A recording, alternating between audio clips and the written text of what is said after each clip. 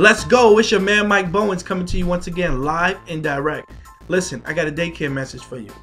This message is entitled, How to Keep from Getting Burnt Out in the Daycare Business. Woo, that's a bomb going off. Boom! How to keep from getting burnt out in the daycare business. Before I go into the message, it's a quick advertisement. June 20th, that's a Saturday, 2020, in Albany, New York. I'll get the flyer and everything situated this week. We'll be having a seminar, daycare business seminar, right? Especially for in-house daycares. If you want to take your business to the next level, I'm going to be there. I'm going to be speaking to people one-on-one and as a group, and it's going to be powerful. So you're going to be able to register online and fly in from wherever you're coming in. I get so many emails, I'm like, I got to do this. And I'm advertising it from now so that people can get themselves together from wherever you're coming from. Florida, Canada, Texas, wherever, New York City. So it'll be in Albany, New York, June 20th, 2020. So it's going to be pretty powerful. So you want to prepare yourself to come out for that. Like I said, I have more information in the forthcoming weeks about it, and I'll have everything set up so you can start to register from now. So, how to keep from getting burnt out in the daycare business.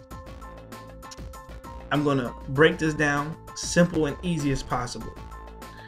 In the in-house daycare business, and also in a bigger setting of a daycare, right, the larger facilities, the problem a lot of times is that parents,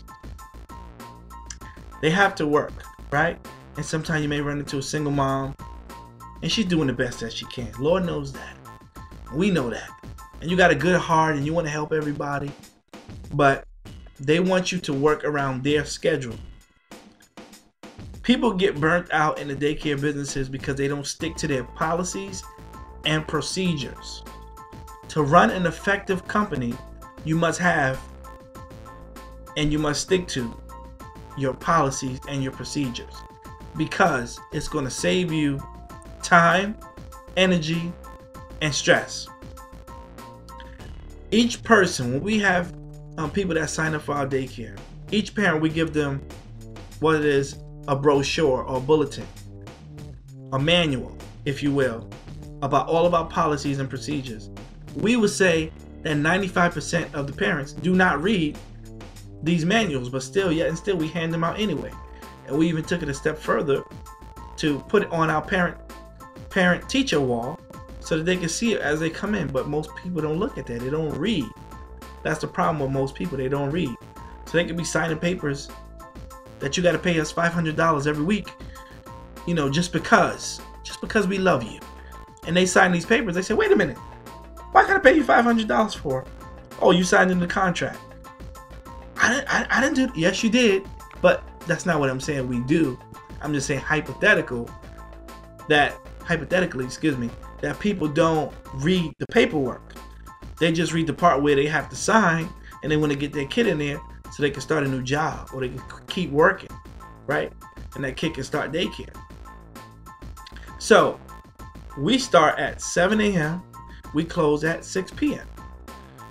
But every other day, we will have people come in.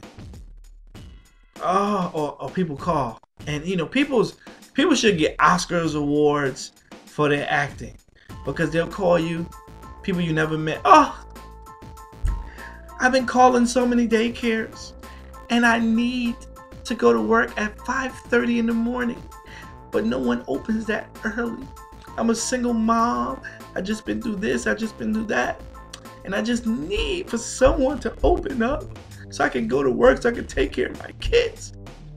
And now you, if you in your feelings, if you get emotional because you want to help people, you care about God's children, you love people, you like, dang, what can we do?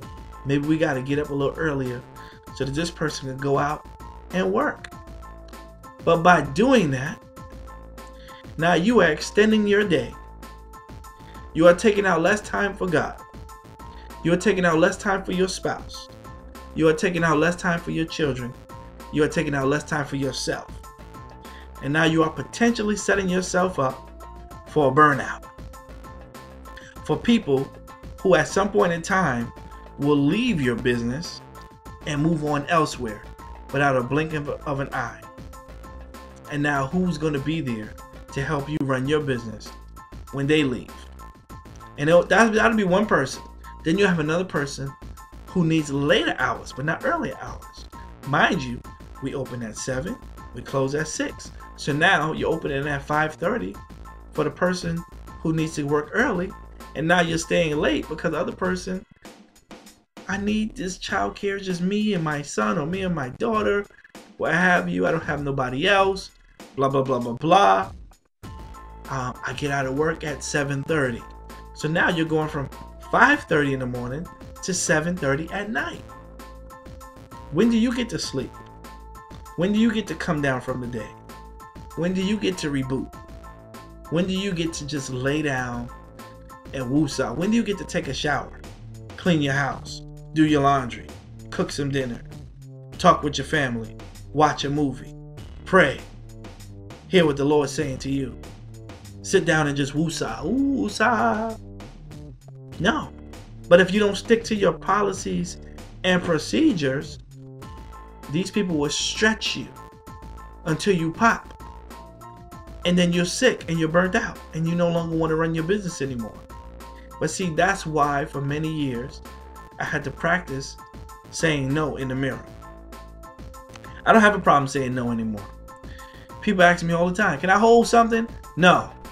By that I mean, when people say, can I hold something? It's Mike, can I borrow some money? No. And I don't even blink. No. Unless it's, a situation that kind of demanded for that. They needed real help. Excuse me. But for the most part, it's sticking to your policies and procedures, and people will be upset. They'll be mad. You do them a favor, you'll stay till 7:30. They expect it all the time. You get up at 5:30, let their kids in. They expect you to do it all the time. And when you don't do it, they're upset with you now because you're not doing for them what they think that you should do. But let me ask you something. If Walmart says they open at 7 a.m., can you go to Walmart at 5:30 a.m. and say, I really got to go to work, but I have no other time to get to Walmart because when I get out of work, you're closed, and I really need to get to Walmart at 5:30 a.m. so that I can get to work on time? They're going to look at you and say, sorry, ma'am. Sorry, sir. We open at 7 a.m. Can Walmart stay open a little bit later? Because I have to work and I can't get to the store until after 10:30. Oh, we close at 10 p.m., sir or ma'am. So we can't hold the store open for you. No, I'm sorry. They stick to their policies and procedures no matter what. And don't let people minimize you because they think you're a babysitter, quote unquote babysitter, and that you watch little children all day, which is one of the toughest jobs there is, because if you don't have patience, you'll find yourself on the news. And that's a whole nother topic by itself. Maybe I'll deal with that next week. Is that you got to have extreme patience when you work with the parents and the children. And if you're not getting the proper rest and sleep, that'll cause you to snap. So stick to your policies and procedures, because when you sat down and came up with those policies and procedures, you thought about what was best for the company. And that also is protecting you from getting burnt out because of constantly working and doing extended hours, because people will use you and use you and use you until they break you if you do not have a perimeter or a parameter which they can go, where they only can go to. You can't go to Walmart before it opens. You can't go to Walmart after it's closed. So don't think that you can come to my daycare and come early before it opens, and you can't come late when it closes, because there's going to be consequences and repercussions. That's how I feel about that. There's late fees that we have in place. If you are late, I will hit you with the late fee. That's the same thing like being a landlord, which I'll get into in another time. It's things that you have to do, not always that you want to do it. That's the emotional part of you, but you must follow what is written in the black and white code manual of your business. This will save you time, this will save you energy, and this will save you from stress. If you do not follow your policies and procedures, you are setting yourself up for failure, and you are setting yourself up for burnout. I hope this message inspires somebody, encourage somebody to follow the blueprint that they may be successful in their business. This is your man Mike Bowens, and I'm signing off until next time, saying be blessed.